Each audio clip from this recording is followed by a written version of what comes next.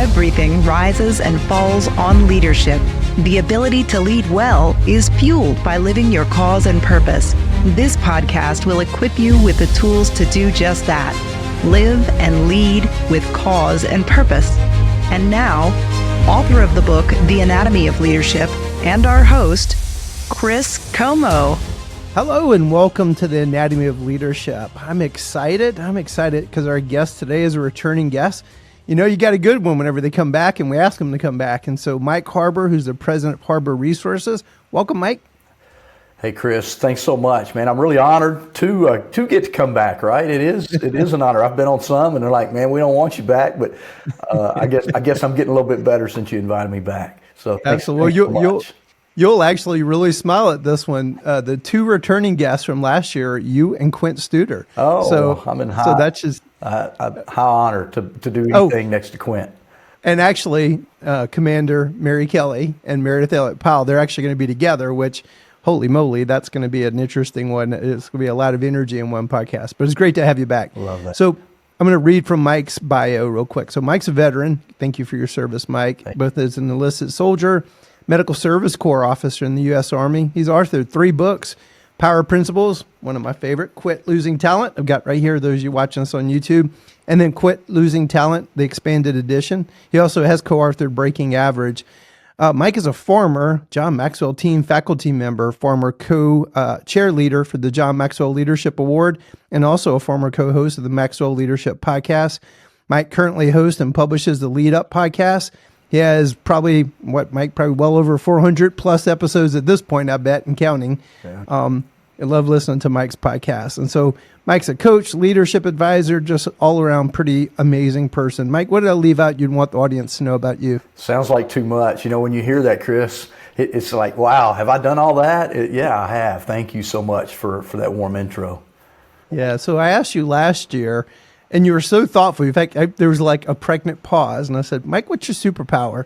And knowing you probably keep processing that question. I know it's a tough question to ask adults, but it's one of the ones I love it because I feel like I get like an insight into our guest at a deeper level, and also the listeners have really loved it. So what's your superpower? Yeah, I think, you know, when you asked me last year, it did kind of take me back, right? What is my superpower? And because I don't really look at myself as a superhero, just someone who continues to make progress, right? And that was kind of what I talked about last time, that perseverance, being able to continue despite any challenges I faced in my life or in my business, Chris. As you know, being an entrepreneur, having your own businesses it's a new challenge every day, new month, and as we record this, a new year, right? So it's looking forward, and I actually write about in my book, Quit Losing Talent, that you mentioned, this practice of sapere videre. And I talk about leading through these 3 lenses of hindsight, foresight, and insight. And I think, you know, when I look at perseverance and then look at my life through those 3 lenses, I have the ability to kind of look back and evaluate. John Maxwell says experience is not the best teacher, but evaluated experience is. So I have this ability to kind of look back and evaluate why do I have this headache, right? Well, I didn't eat right, I didn't drink enough water, but the ability to kind of evaluate my mistakes, my failures, my challenges, and then say, okay, and here's what I've really had to learn, Chris, instead of being a critic of self, be a coach of self, right? Be able to coach myself to do something better the next time based on one of those lenses, which is foresight, you know, kind of looking ahead. Okay, here's where I'm at. Here's where I want to be. And then using that as insight to do something different. And then really take action on that. You know, I'm a great action taker, but sometimes I may get stuck in analysis paralysis. So I'm constantly, my kind of word of the year this year and it's kind of 2 words, it's relentless execution, because I have a lot of big goals but I need to execute on those, right? So it's that relentless execution. But, you know, when I think about that superpower and thinking about, yes, I'm persistent, I persevere, but I use that practice of sapere videre in my life to look forward and not keep making the same mistakes over and over in my life. Man, there's so much packed in that answer, Mike. First thing I never considered is just where you started is I could see where what's your superpower, depending on your interpretation, but the typical human reaction would be, oh, I'm not a superhero, I'm not perfect. But, really it is about that. Every one of us is a work in progress. You and I are, self-mastery. I'm all about self-mastery, the learning mode of life. And I love what Ed Mylett continually says in his podcast. I can't wait to meet myself 10 years from now, what you would call foresight. But then at least to kind of embrace, but I'm a unique creation and I have cause and purpose. I'll often say this, here I am in my early 50s now, just celebrating my 54th birthday just a couple weeks back. I have a healthy dissatisfaction with where I am, and I have a healthy satisfaction with where I am. Again, to me, it's that concept again of how do you say the word again? The hindsight, insight, and the foresight? Sapere videre. Sapere divere. Videre, yeah. Videre. That Cajun accent gets in the way when it comes to new words. That's right. It's just a Latin term that means learning how to see or knowing how to see. And most people don't really know how to see, Chris. I mean, here's the reality.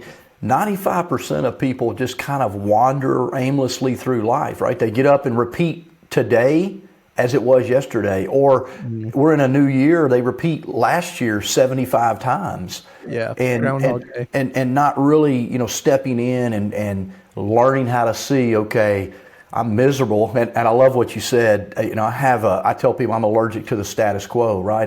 I don't want to be where I'm at tomorrow, where I am today, right?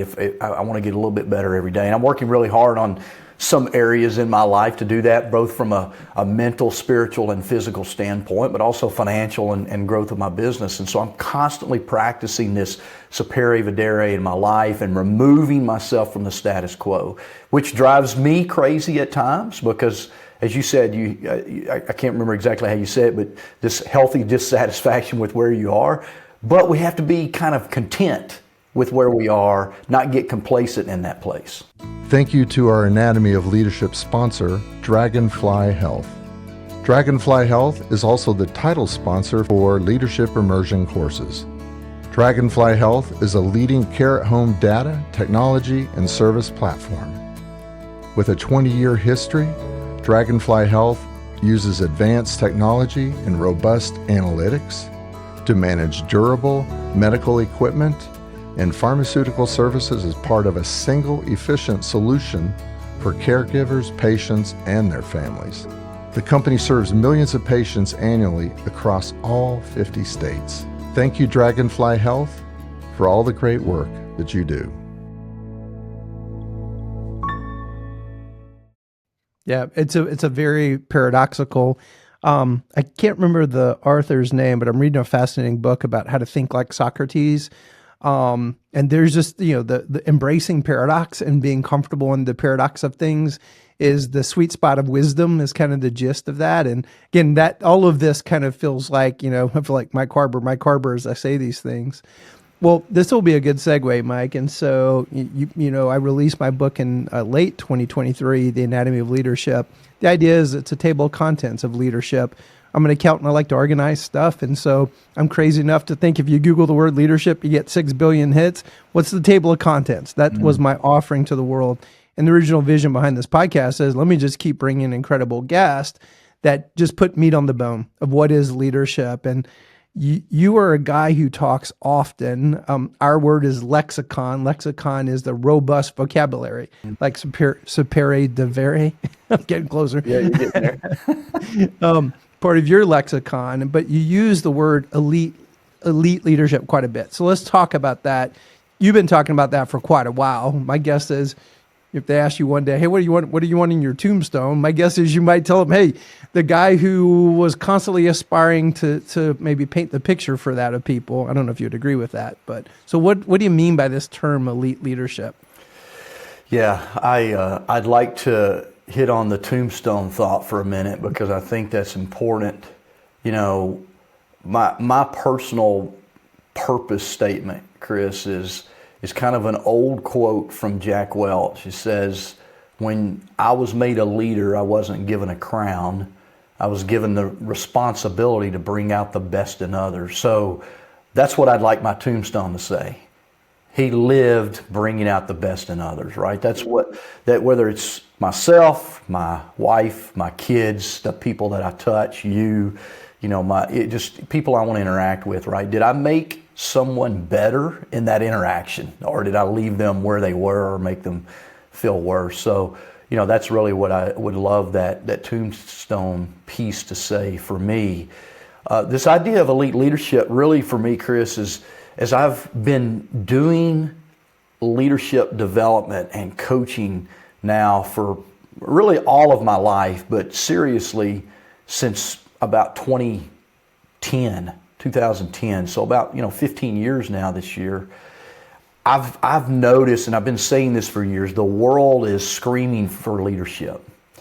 It's actually weeping for leadership right now, right? We have major issues around our companies, around our communities, in our country, around the world. And I can't solve all of those, but I know who can. And it's the leader that says, hey, I want to do something about that.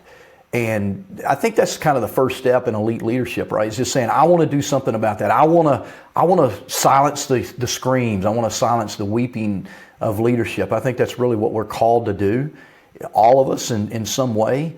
And that elite leadership is just somebody that kind of steps into that calling first of all, and accepts it and say, okay, yeah, put me in, coach. I'll do that. I'll step into that. The reality is, Chris, most people won't do that. Like, ooh, that's a little too hard for me. That's a lot. Every time I'm coaching a leader or doing a leadership workshop, I just tell them the first thing, you need to realize that as soon as you raised your hand to that title or that position of leadership, you put this big target on your back, and you have to decide, are you ready to take shots in the back in that target? And most people aren't. They want the title, they want the position, the power, the money. They don't really want to take the shots. And look, I don't like taking shots either, right? I hate it when somebody doesn't like what I do and maybe says something about me. But at the end of the day, I'm called for something bigger than that. And I've got to be willing to take those shots once in a while. So an elite leader is someone who, first of all, just says, yeah, I'm raising my hand to be an elite leader and take the shots. And with integrity, I continue to move forward. I don't lose sight of that vision, that calling, that purpose that people have. And then I'm also called in elite leaders to make people better in every interaction, every day. Because here's what we know more than anything. I mean, the world is people are more depressed and anxious and overwhelmed than we've ever been in life. And so I think an elite leader, it really says, yeah, I want to speak into that. I want to step into that. I want to help a leader grow. And we've got a huge gap in, there's no gap in knowledge right now. I mean, you can turn on a podcast and learn anything you want to learn, or YouTube, or go to the internet. But what we have is a gap in wisdom and understanding and knowledge. And I think that's where elite leaders come in, is help take, the information that's out there and then bring it down to a grassroots level and help that person that's right in front of them become something they didn't think they could become or they want to become. There's so much good stuff there, Mike. First thing you reminded me of, I was 25 in my first major leadership position. Actually, it's where I met Quint. It was at a hospice in Pensacola. And we had this female CEO. I won't say the name of the healthcare system, but they're a publicly traded for-profit healthcare system. So as a female, to have made her way to the top as a CEO was a big deal. And she was amazing. And I was young, and it was like a brain tattoo. And she said, it was just this little poignant quip. And she said, Chris, if they're kicking you, that means they're behind. And it was just a great way to frame that. If you're going to step out and be a leader, you're going to get pot shots, and it's okay. And actually, I had these huge CEOs, healthcare system CEOs on our board. And I mean, they would ask me such tough questions as a 25-year-old, presenting financials and things like that. And I think she probably saw me wilt. And then that's where she brought that piece of wisdom. Second thing you remind me of, my top 5 favorite Bible stories. The only person in the Bible that actually amazed Jesus was a centurion. And to me, it's a leadership story. And it's like, you think about, well, what was that about? And he told Jesus, he said, I get leadership. I understand how authority works. I tell a soldier, go. And at some level, they trust me and they go. You are ultimately God, and you say thy word, and thy servant will be healed. To me, it's a beautiful leadership lesson of, will you step in? Will you have faith? And it's the one person in the Bible that amazed Jesus, which is pretty cool if you think about it. It was a leadership conference. Andy Stanley didn't quite say it that way, but it was kind of under a leadership lesson. And I'm like, I've heard that story a million times and never thought of it from that perspective. Yeah. And then the last thing, just listening to how you talk about elite leadership. Again, I'm loving this book about how to think like Socrates. And interestingly, during Socrates' time, you had a lot of motivational speakers, a lot like today. I mean, you do not want for content in today's day and age. And so there are a lot of people out there parroting content. And what he would talk about is, in the space of the paradox, you could almost take two positions on anything, is where wisdom really resides. It's like, how do you bring that knowledge to bear in such a way where it sees maybe sometimes the third way? Or, how do you help people become better? How is yourself becoming better? To me, it comes back to your word again. Again, I'm supere de vere. I'm going to keep working on it. I'm going to have you do me a phonetic saying, and I'm going to play it on my computer every day. It's in the forward of my book, Chris. You can go look at it and get. Actually, I was trying to look at, like, if I actually see it there, if it would actually help me. My wife actually jokes with me all the time. She goes, "Why do they leave you on air? You mispronounce words all the time." That's okay. I'm like, it's like I grew up in Louisiana. The fact I can speak English is actually quite of a huge feat. Amen. So you were great a second ago, but maybe succinctly define elite leadership, like in maybe a succinct executive summary. Yeah. Lead with integrity, inspire with vision, empower with impact. I mean, that's just as succinct as I can get it. We have to have that integrity. It begins there. Without that, leadership is nothing, right? I mean, we've often heard, and Lencioni talks about this, trust is the foundation of teamwork or leadership. That's what integrity is. If you don't have that integrity, you break that foundation. So it begins there. And then you got to inspire with vision, not work. Why is the work important? When I think about elite leadership, a lot of leaders come in and just say, hey, we got to get this work done. We got to get this job done. We got to hit the revenue target. We're behind on our budget or whatever. They're trying to inspire with work or tasks. Why is that important? So that's where that vision comes in. That elite leaders able to take normal work that people do every day and inspire them to do it better, right? So that inspire with vision and then empower with impact. And so, empowering means I give my power to you, Chris. It's like Jesus. You brought up Jesus. Jesus gave his power to you and I. He gave his power to the disciples. He says, you have the same power within you. Go and heal, right? As a disciple, how do we do that? You have me. You have my spirit. You have my same power, right? And so when we think about that from leadership in our time, we have that same power, but we can't hang on to it. So we have to empower, like give our power away, die to self, that paradox, right? Die to self, give our power away, and then we're behind kicking people, right? We're the leader, but not really kicking, but in cheering on and pushing and, hey, Chris, you can do it. And so that makes that impact, and then it creates that confidence, right? And then from our followers, because we've empowered them they begin to see this impact. Now they start to lead when we're not there. And that's the true essence of leadership, is what happens when I'm not in the room, right? Leadership is what happens when I'm not there, not when I'm in the room. So an elite leader is able to number one, have integrity, inspire, I have trouble with words too, Chris, inspire with vision, and then empower with impact, so that the leader can be outside the room and know that someone else is going to do it. That's really good. If you kind of further break it down, like if I'm thinking, okay, I hear what Mike's saying, but where I'm at today, what are some traits I can start building in myself that will put me on that journey towards being more of an elite leader? Yeah, I think the first thing is, and again, we've heard this a lot, mastery of mindset. You and I have talked about that in the past. I think before I can be an elite leader, I got to go to work on myself.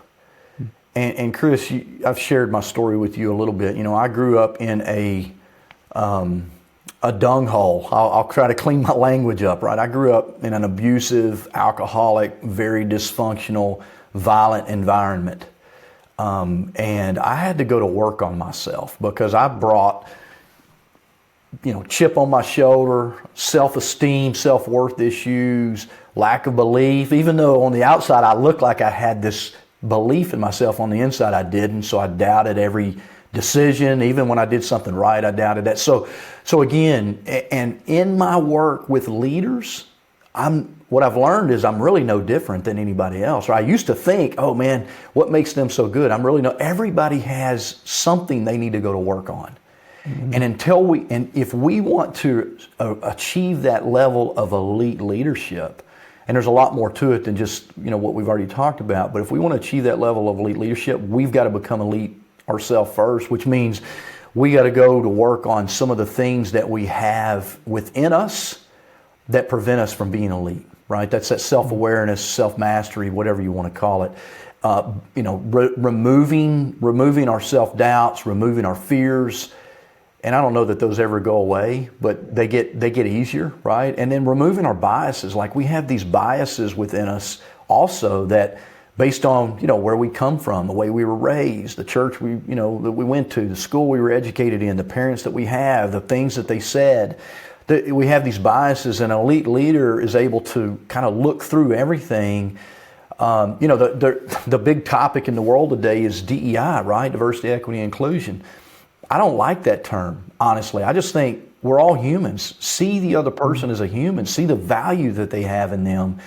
And it doesn't matter what they look like, where they come from. What's the value they have and what value do they bring to the team, right? Mm-hmm. And you could get rid of all the labels of things. That's what elite leaders do. They're able to remove the labels of things and work with anybody from where they're able to come. That's one of the traits, okay? Just this self-mastery, self-work, self-awareness, emotional intelligence. It's kind of all wrapped up in that, right? And then I think I want to couple this. I think number one is kind of a strong work ethic, but I want to couple professionalism with that. Chris, there's a lot of leaders today that are in leadership roles, but they're not a pro leader. And what I mean by that is if you go to the doctor, like if you go to a surgeon, Chris, that surgeon is a professional. They've worked on their craft. Hopefully they've worked on their craft. If they're going to do brain surgery on you, they're a pro, right? They didn't just go to the OR and say, well, I think I'll try this brain surgery out. No, they've worked on it. A lawyer, they practice their craft, right? So they can be a better lawyer in the room. Professional athletes, they practice their craft. I often think of, Michael Phelps, the greatest swimmer ever, right? He just put hours and hours and hours. He was a professional.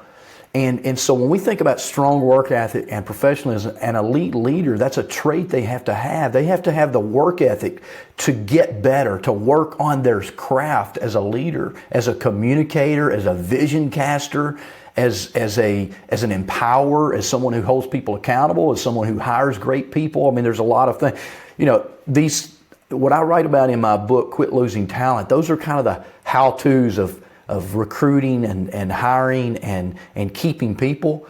But to really make those work, I need to be an elite leader. So the Quit Losing Talent is kind of the how-to.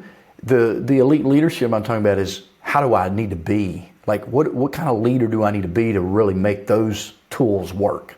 Kind of just a couple things there. Something occurred to me when you were talking. Again, what I love hanging around with people, wonderful leaders like you, thought leaders like you. If you've heard me talk before about Dr. Thayer, I talked quite a bit about him when you had me on your podcast. The guy was like a human Yoda, as close as possible. And what made him so amazing is he read across the centuries, and he was mining for timeless principles that applied to leadership. And so he would talk about any unexamined assumption as dogma. So what you're calling bias, he would challenge us like, why do you believe that? And then he would just dismantle us. And at first, I felt like I was so spun around, like these foundational things I had in my life. I was questioning everything. But the cool thing is, through that questioning and wrestling, I came to some foundational things to go, hey, this is why I know this is that thing. And now I'm scaffolding my life upon a much more solid foundation. Does that feel in the ballpark when you're pushing on bias to get down to that, that bedrock? Like, I could build my house on this. I could build my elite leadership on this. Yes. Yeah, I love that you brought that up. And I'll just give the listeners a real world example so that this makes sense to them. We live right now in a time where there's 4 and in some places maybe 5 generations in the workplace. I have a bias against each one of those generations, Chris. If I'm not careful, that can get in the way, right? The older generation, they're too old, they can't keep up, they're stuck in their ways, right? Well, the younger generation, their work ethic's not as good, they don't care, they're not as tied to, purpose and mission as we are. All of that is false. All of that is false. And what elite leaders are able to do is what you said. Question why I think that, right? When you hear yourself as a leader say, well, the younger generation just doesn't want to work today, that's false. My 24-year-old son works for me, Chris. He works as hard as I do every day. My 20-year-old daughter, she'll be 20 in a few weeks. She works as hard as probably anybody where she works, right? She works hard. I've instilled that in them partly, that's my leadership. Hopefully I've done a good job there. But what I know is we've kind of done a good job of creating that work ethic in them and helping them understand why work is important, what their future vision is, and where that comes from. But when leaders have a bias, let's just use mine and your generation, Gen X generation, and we're trying to lead millennials or Gen Zers, and we have this bias of they just don't want to work as hard. I lose all credibility as a leader when I have that bias or that mindset, right? Because what I now do is I give myself the excuse, leaders, and it's an excuse. I give myself the excuse not to lead them. Because if I think they don't want to work hard, I'm not going to have a strong work ethic. I'm not going to lead them well. I'm not going to step into that. And so what we have to do as leaders, and what I'm challenging leaders, which is what you brought up, I got to question that bias. Why do I believe that? Because I've seen one or two, or I've heard somebody say that? Well, are you saying you're not a good enough leader to get through that? That's my real question. Now, I know I just stepped on some toes when I said that, but in leadership, that's the responsibility of leadership. I got to believe that I'm good enough to get through that. Now, that doesn't mean sometimes, Chris, I'm not going to fire somebody. I'm going to try to coach them up and get them to that level of potential that they have. But if they can't go there, I may have to find a replacement for that job, right? I'm not saying we never have to get rid of an employee that doesn't want to go there, but 99 out of 100 people, they will work hard if we inspire them to do that and lead them well to get them there. I don't know if that kind of answers your question, but that's just what came to mind. It does, and you also make me self-reflect, and maybe I'll share this as well in the spirit of helping our listeners. I was hardwired via the home that I grew up in. So we'd wake up on Saturday mornings and Dad had a to-do list for us, or the kids were going off and playing. I was out in the farm working early on a Saturday morning, even after late night football games. So I am hardwired for a very hard work ethic. Maybe good, but again, that is a part in my career where I start to question that and wrestle, like, where does that come from? Because there's a side to it that was bondage. I didn't find the joy in it. It was one freaking task after another. And so I started kind of questioning that bedrock and foundation. And what I did is I rediscovered and rewrote the meaning of that story and put it in the foundation of my life in a much more efficacious, healthier way that I believe I could outwork most people around me. So it could be the potential of a superpower, and I could bring it when I need to bring it. And I love what I do. And so, but then not forgetting the joy of it. And then also kind of finding that, I hate the term work-life balance, but it's more of a work-life blend. I found a rhythm, actually, a work-life rhythm that better empowers me and actually allows it to be more of a superpower as opposed to bondage. Like something that on one hand, unexamined, And I've got a couple interesting stories I'll share with you sometime offline when we're together. We'll talk about in a couple moments about your summit. God had a really cool wake up call. And so I was working to get the accolade and someone else got the accolade. And I was standing there just crushed going, whoa. And that was the beginning of going, I got to check under the hood. Something ain't right about this.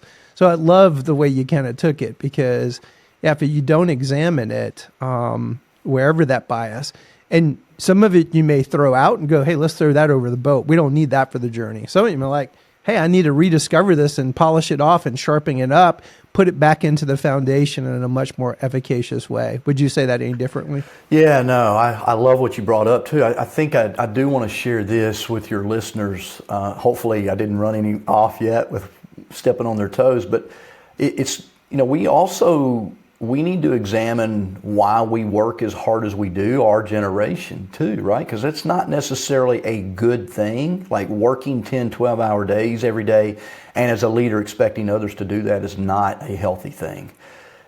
If you want to do that as a leader, that's up to you, but I'd still question why you do that. Are you doing some self-care? So Chris, I'm glad that you found that I don't think there's any such thing as work-life balance, because I'm going to always work more than I get to spend with my family or go to church or whatever. Like if I had true work-life balance, I would hike about half the time and work about half the time, right? I don't have time to do that. But there is that harmony, right? Or that rhythm that you talked about. So as a leader, also being a lead is examining why you work as hard as you do, if you are that person that works that hard, and are you expecting others to match you? That's not fair to them, because the reality is there's only 24 hours in a day. People are going to work at least 8 of that. They need that other 8 hours to have life. To have that life, right? That doesn't mean we don't ask them to work 10 hours sometimes when that need is there or whatever. And then the other thing I want to make sure I say is all the stuff I teach and Chris talks about and teaches, we're not perfect. We don't have it figured out. I fail at some of this stuff every single day, Chris. So I want to make sure sometimes when you hear a speaker, podcaster, coach, trainer, I'm an idealist, and from an elite leadership standpoint, these things, ideally, every leader would be doing these things really well every day. I do not every day. I don't set the example of work-life balance, right? I don't set the example of strong work ethic. Sometimes I'm worn out. I just got to go sit down and do nothing, right? And I'm expecting others to keep working. So anyway, I just want to make sure your listeners understand that it's not about perfection. It's about progress and knowing what it is that you're after and making progress toward that. Yeah, I love that term. That's one that Quentin taught me, progress, not perfection. In fact, one of our team members, Mike, we co-wrote a blog together. I originally had titled it The Prescription for Perfectionists because I, like you, have a little bit more of that idealistic sense. She retitled it The Perfectly Imperfect Journey. And it really is kind of about what you're talking about, that we even rewrote our value of excellence for our organization to capture that essence of what you're talking about, that we're all this kind of work in progress. Perfection's not possible this side of eternity, but yet that's part of the beautiful journey of life is we're working towards that. And then we could hopefully look through the rearview mirror and go, yeah, I'm a much better version of where I was. And then look out of the windshield and have this vision of where I'm going to be 10 years from now and go, as Mylette would say, can't wait to meet myself 10 years from now. Yeah, that's so good. Yeah, me either. I hope I've achieved at least half of what I think I want to, right? By then. Well, I heard, I don't know if Mylette does this continually, but just recently it was like a brain tattoo. He said, when you graduate and get to heaven, like the version of you that shows up in heaven, and here's that perfect version, and how close do they generally match? Not that it would be perfect, but I like the framing of that, whether, is that the real reality? I don't know, but I think it's a pretty efficacious way to kind of frame it, that, just this continual journey. Well, maybe succinctly, and I want you to talk about your summit, Mike. I feel like we've been poking on it, but how does one become an elite leader? Yeah, I think you have to have a desire for that. Chris, as we talked about a little bit, I think it's part of what you just hit on. Like when you meet yourself in heaven, Again, we're going to do some of this at the summit, by the way.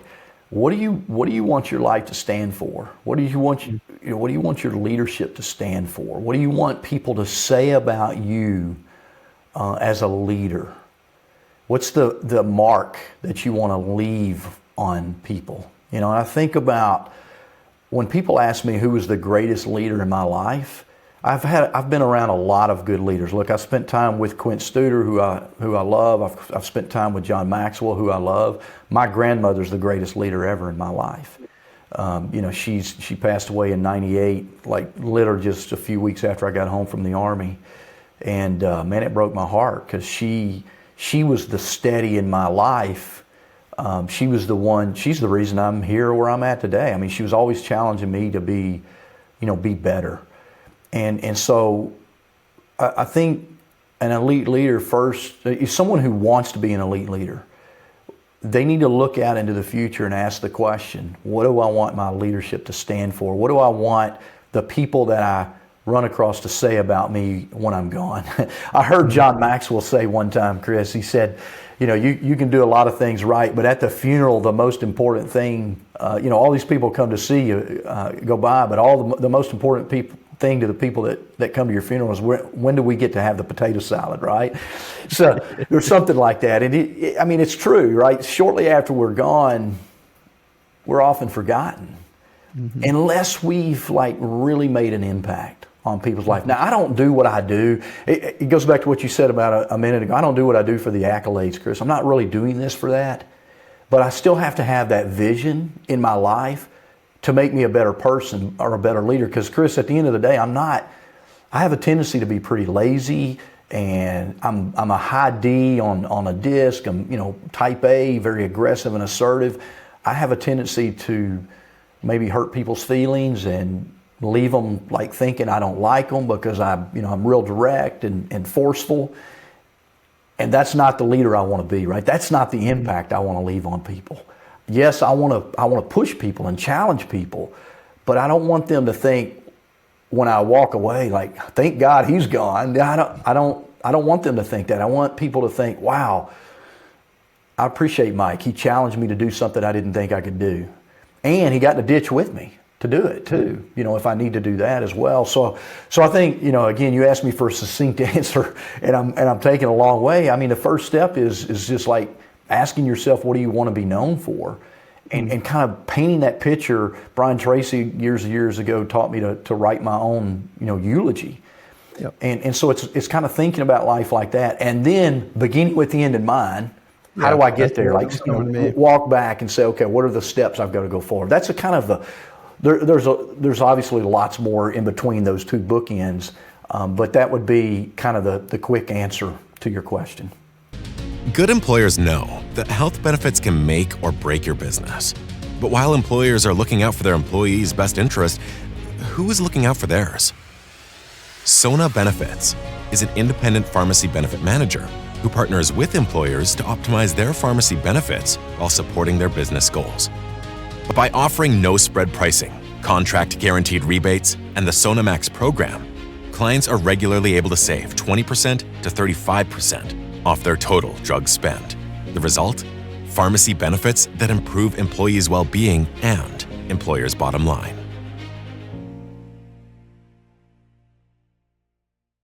Well, we've been talking, we'd be leaving listeners on a cliffhanger. We've been talking about this, or alluding to this Elite Leadership Summit. It's actually going to be in April 2025. Tell us about it. Yeah, I'm really excited, Chris. I've had this vision, right? So when you think about leadership or foresight, that sapere vedere, Chris, that we're talking about, we talk about foresight, what do you want to do?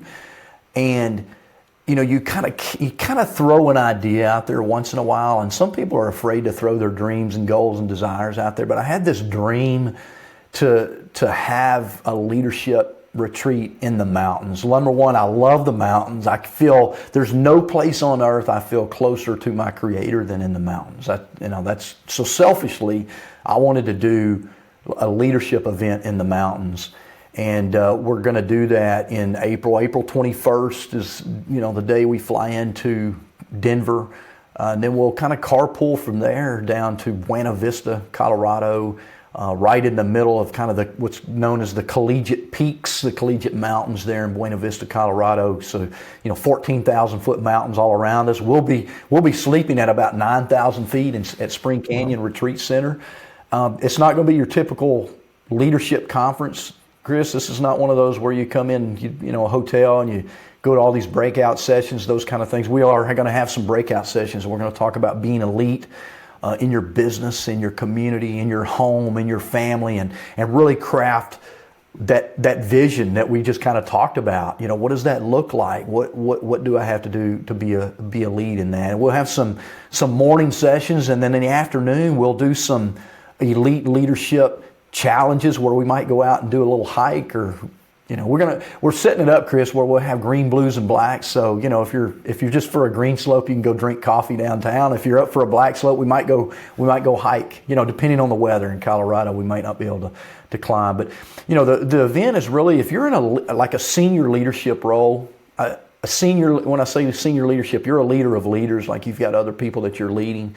This event's for you. It's an all-male event this year, Chris. At some point, we may incorporate men and women leaders, but the way we're set up this year and the accommodations, it's an all-male event. And not that we want to exclude, our female counterparts. It's just we're not set up for that this year since it's our first one. And next year, we may have some accommodations where we can do that. But so if you're a leader of leaders and you want to get around other leaders of leaders where you can lock arms with them, learn from them, network with them, and be inspired to challenge yourself outside of your comfort zone around the obstacles that we all face as leaders. That's what the Elite Leadership Summit's going to be all about this year. That's awesome, Mike. I'm just thinking of quite often the most impactful experiences in my life involved some kind of way going into the wilderness, and that's actually biblical as well. So I'm looking forward to this. Little nervous, a little excited, all at the same time. So if folks want to learn more, can we go ahead and put a link, and if they want to reach out? Yeah, so you can visit www.eliteleadership.us. Okay, that's the web page for some information about the summit, eliteleadership.us. Or they can connect with me directly, Chris, at mike@harborresources.com, HARBOUR resources.com, mike@harborresources. That's my email. Just shoot me an email and say, hey, heard you on Chris's podcast and want to know more about the event. We've got room for 32 leaders this year.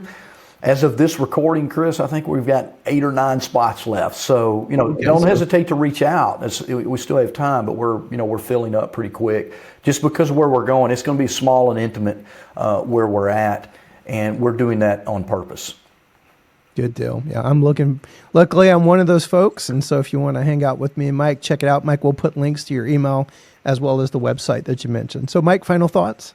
Yeah, Chris, first of all, thanks again for inviting me back to your podcast. I love talking to you every time that we get together. We've had a few conversations. I'm really looking forward to hanging out with you and getting to know you more at the retreat, because we've never physically met and shook hands. We've done a lot of this virtual meetings, which I love, right? That we can do that nowadays, but it's also not as genuine, as authentic as being able to to shake hands, press flesh, as I say. So I'm looking forward to that. And what you do continues to inspire me, just helping the world be a better place from a healthcare standpoint. You meet a need in that hospice arena that is so much need. You're helping people at the kind of one of the toughest challenge times of their life. So I really appreciate what you and your team do.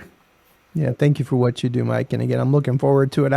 It's amazing since COVID. I mean, I meet people 4 and 5 years that I've only interacted virtually, and we will call, we have a relationship, we have a friendship, but then you get that personal connection, and then there's just a whole nother level of connection. Yeah. So thank you. Thanks for being with us, Mike, and thanks for, again, all the work that you're doing. To our listeners, at the end of each episode, we always want to share a quote, a visual. The idea is creating a brain bookmark, a thought prodder about our podcast subject, so it further your learning and your growth. and thereby your leadership. And what we're looking for is its stick. It's a brain tattoo. Be sure to subscribe to our channel, The Anatomy of Leadership. We don't want you to miss an episode. We're also going to include the link to Mike's Lead Up podcast as well. If you're interested in Mike's books, we're going to have links to those. We'll also have a link to my book, The Anatomy of Leadership. You know, it's easy for us to rail against the world and be frustrated by things. Let's be the change that we wish to see in the world. So thanks for listening to The Anatomy of Leadership. And here's our brain bookmark to close today's show. Elite leadership takes someone willing to step into the calling. It should be "Put me in, coach" mentality by Mike Harbour.